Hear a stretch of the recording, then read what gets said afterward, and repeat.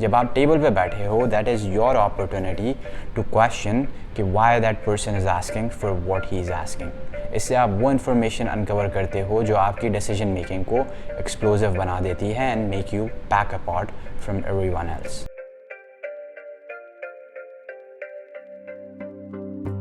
Hello everyone, welcome to episode 3 of School Won't Teach You This. My name is Ali Hassan and I make videos on personal development. तो अगर आपको मेरा content अच्छा लगा हो तो please shower some love and follow my Facebook page and subscribe to the YouTube channel. इन दोनों की लिंक्स डिस्क्रिप्शन में मैंने दे दी है। Alright, so today we talk about cross questioning. ये वो चीज़ है जो स्कूल ज़्यादा इंकरेज नहीं करता, बट रियल लाइफ में इसकी बहुत ज़्यादा इंपॉर्टेंस होती है। Pick any subject, for example math. आप फार्मूला याद करके एग्ज़ाम देने के लिए तो चले जाते हो और उससे पूरी इक्वेशन डिराइव कर लेते हो, बट आस्क योरसेल्फ, कितनी बार आपने अपने प्रोफेसर से ये पूछा है कि ये फार्मूला आया कहाँ से, इसकी सिग्निफिकेंस क्या है and why are you even using this. So in short, you are wired to take orders and not to question. But long term में ये डिस्ट्रप्टर्स को नॉन डिस्ट्रप्टर से और एक्सट्रीमली सक्सेसफुल लोगों को एवरेज लोगों से डिस्टिंग्विश करती है।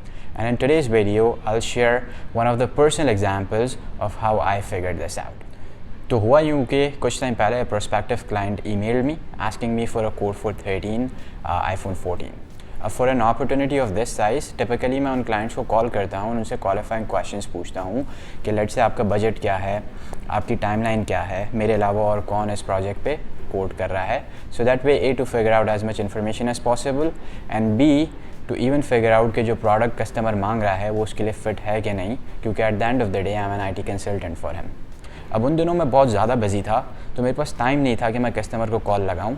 So what I did was कि जो भी प्रोडक्ट की प्राइस थी उसको मैंने अपनी कॉस्ट पे मार्कअप किया और मैंने कस्टमर को आगे कोड की फॉरवर्ड में एक ईमेल दे दी।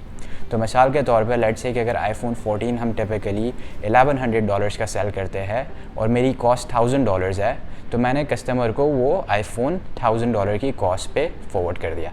तो अब माई स्ट्रैटेजी वॉज कि मैं वैसे ही इतना अग्रेसिवली कोड कर रहा हूँ तो दूसरा कंपेटिटर इससे भी और नीचे क्या जाएगा। So I had a pretty strong chance of winning at least in my head. अच्छा, अब हफ्ता गुजर गया और मेरा वर्कलोड थोड़ा सा बेटर हो गया। So that's when I realise कि वो जो कस्टमर था उसने मुझे तो जवाब ही नहीं दिया। So I tried calling him, he did not pick up my call. I dropped him some emails, उसका reply फ़ौरन से तो नहीं आया, but after a couple of days उसने मुझे जवाब दिया कि we lost the opportunity because जो दूसरा reseller था उसकी cost हमारी cost से कम थी। ये सुन के I got a little surprised, but what else could have I done? So I took it as a lesson कि अगली बार I just make sure कि मैं उसको कॉल करूँ और उससे जितनी भी डिटेल्स हो सके वो निकलवा सकूँ। ऑलराइट, फिर कुछ महीनों के बाद ये कस्टमर दोबारा मेरे पास आया और मुझसे कहा कि 30 iPhone 14 का एक मुझे कोड दो और मैं कुछ ही दिनों में फिर से डिसीजन लूँगा कि ये ऑर्डर किसको देता हूँ। अब I had learn from my past mistake, तो मुझे ये मालूम था कि अब मुझे इसे ब्लाइंडली कोड नहीं करना and I need to make sure I am calling him और मैं वो सारी इन्फॉर्मेशन फिगर आउट करूँ जो मुझे अलाउ करेगी कि मैं प्रोजेक्ट को विन कर सकूँ। तो मैंने क्या किया कि I waited for about 3 days और उसके बाद मैंने कस्टमर को ईमेल की कि I want to speak to you और मुझे आपसे कोई क्वेश्चंस पूछने हैं और उसके बाद मैं आपको आपका कोड दे दूँगा। अब why I did that was a strategic decision on my part, क्योंकि मुझे पता था कि उन 2 से 3 दिनों के अंदर जो भी बाकी कंपेटिटर्स होंगे वो कस्टमर को अपना कोड दे चुके होंगे। तो अगर मैं उस कस्टमर से ये इन्फॉर्मेशन निकलवा सका कि उन कंपेटिटर्स ने उससे कितनी प्राइसिंग पे कोड दिया है, that would be a competitive advantage for me. बहरहाल आई कॉल्ड कस्टमर, उसको मैंने एक मैन्युफैक्चरिंग पार्ट नंबर दिया आईफोन का और मैंने कहा कि just to make sure we are doing an apple to apple comparison, आप ये डबल चेक करके मुझे बताओ कि जो दूसरे कंपेटिटर्स हैं वो भी आपको यही पार्ट दे रहे हैं कि कुछ और। तो पहले उसने पार्ट नंबर चेक किया और फिर कहा कि जो दूसरा कंपेटिटर है उसने उसको कुछ और पार्ट कोड किया है। तो मैंने उससे वो पार्ट नंबर मांगा और जब उस पार्ट नंबर को देखा तो पता लगा कि दूसरे कंपेटिटर ने उसे iPhone 13 कोड किया है। तो मैंने कस्टमर से वेरीफाई किया कि ये iPhone 13 है वर्सेस आपने मुझसे iPhone 14 मांगा है, तो आपका iPhone 13 में काम हो जाएगा। सो कस्टमर सेड यस, कि जो उसके यूज़र्स है उनको सिर्फ बेसिक कॉलिंग करनी है, तो iPhone 13 is more than enough. That's when I realise कि जो लास्ट टाइम मैं जो डील हार गया था वो प्राइस की बेसिस पे नहीं हारा था, वो मॉडल की बेसिस पे हारा था। तो लेट्स से अगर iPhone 14 $1100 का है और iPhone 13 $850 का है, तो इवन दो मैंने iPhone 14 को अपनी कॉस्ट पे मार्कअप करके अबाउट $1000 पे कस्टमर को दिया था, but at the same time iPhone 13 is 850।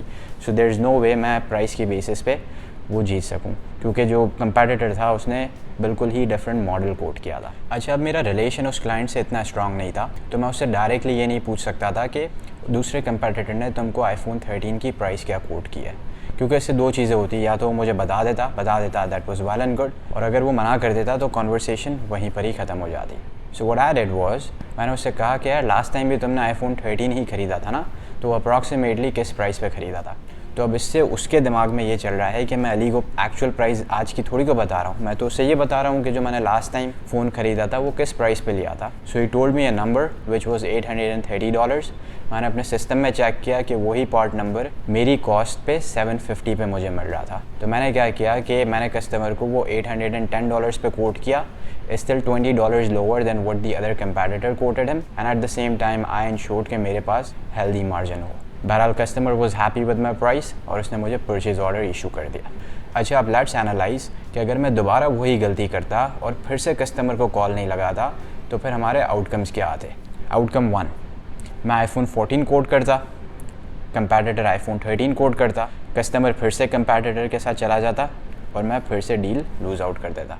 Outcome 2, let's say अगर कस्टमर सबको कहता कि यार मुझे आईफोन 13 पे ही कोड करो just to make sure we are doing an apple to apple comparison, तो मेरी स्ट्रैटेजी तो यही थी कि गो अग्रेसिव, अपनी कॉस्ट पे कोड कर दो और मोस्ट लाइकली तुमको ऑर्डर मिल जाएगा। और इस सिनेरियो में मिल भी जाता क्योंकि मेरी कॉस्ट 750 थी, वेरएस कंपैटिटर ने जो कस्टमर को कोट किया था वो 830 पे कोट किया।